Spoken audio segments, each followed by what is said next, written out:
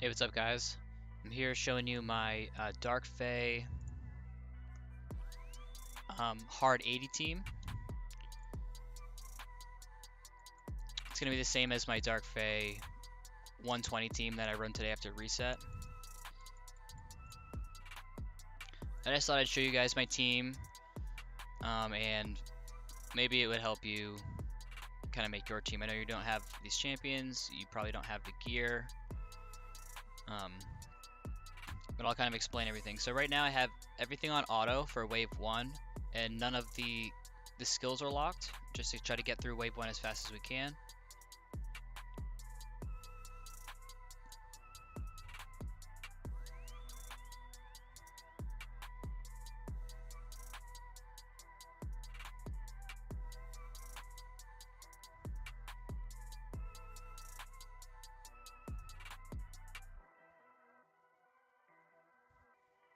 This is not a completely auto run, and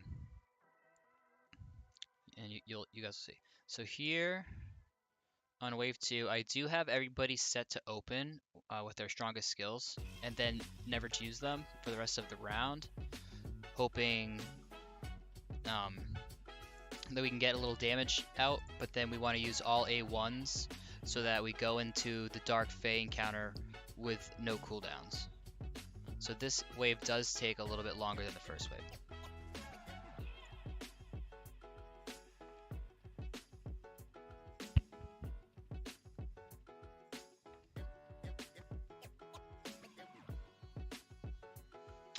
My Krizias are built for max HP, so they don't have a lot of attack, which means they're not going to do as much damage to lower HP wave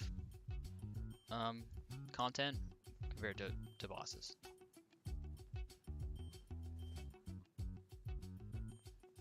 When you're building max HP champions like Krizia, Royal Guard, Husk, when you're adding the attack, or for Husk the HP, you would do that so that their A1s, their A3s do more damage, and so that they do more damage to lower HP targets. But it's not going to affect their max HP skill that much, even though I know Railguard says his max HP takedown also scales off attack. You're not getting that much return from the attack stat. It's mostly from your crit damage. Okay, so we're starting to get through these waves here. Dark Fae does have what some people would say the best gear set in the game, which is why it is worth manualing. I'd say it's the only boss in the Doom Tower worth manualing for the gear. And I don't farm as much Dark Fae gear just because you do have to sit down and manual it. You can't just drop your auto battles and walk away. So it is a lot slower to farm the gear.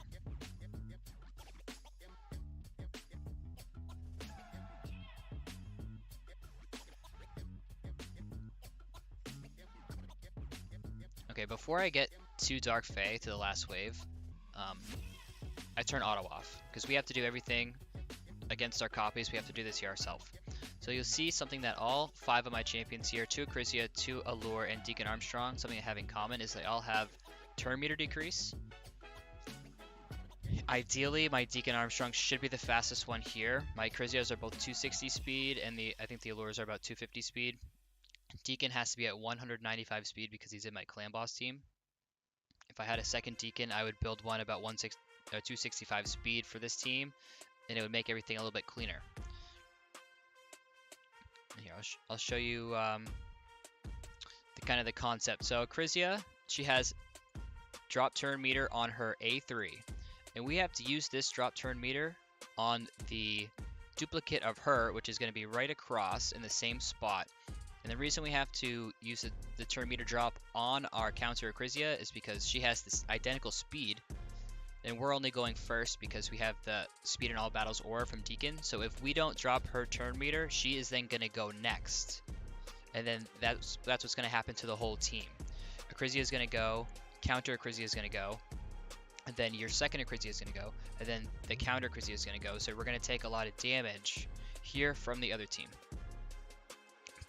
when we take down their turn meter, right before it's their turn, then they're not going to get a turn. So here we do the same thing with the next Acrisia, and we detect one that's opposite.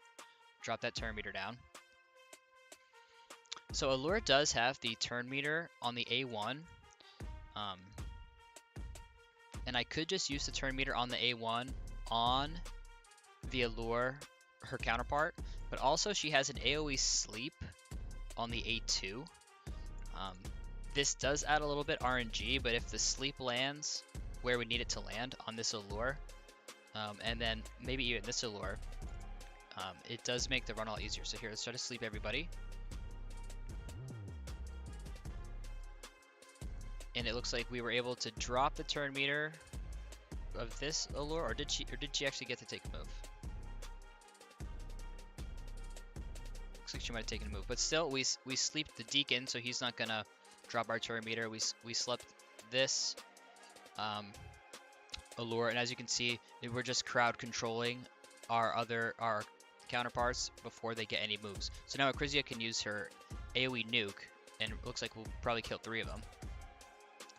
And we killed all of them except for this Allure, which is great. And after all the copies are dead, I can just turn it back on to auto. And as you can see, turn meter decrease is also important for the boss here. It's not just important for the copies, because if you don't have turn meter drops, you're just going to keep popping up your copies and keep crowd controlling you. So now that we're in this kind of sequence, she's not going to get another turn. Her turn meter is going to stay dropped from the 2 Allures and from the 2 Acrisias and from the Deacon Armstrong.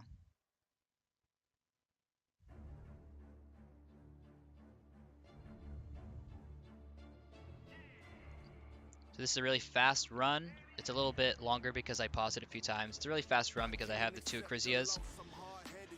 But when you're building your team, you just want to look for champions that have turn meter control and even other CCs like sleep or stun, at least for the waves. Sleep or stun, they're not going to do anything to the Dark Fae after you kill the copies. You do need turn meter for that, but at least having 1 AoE stun could also be a good option.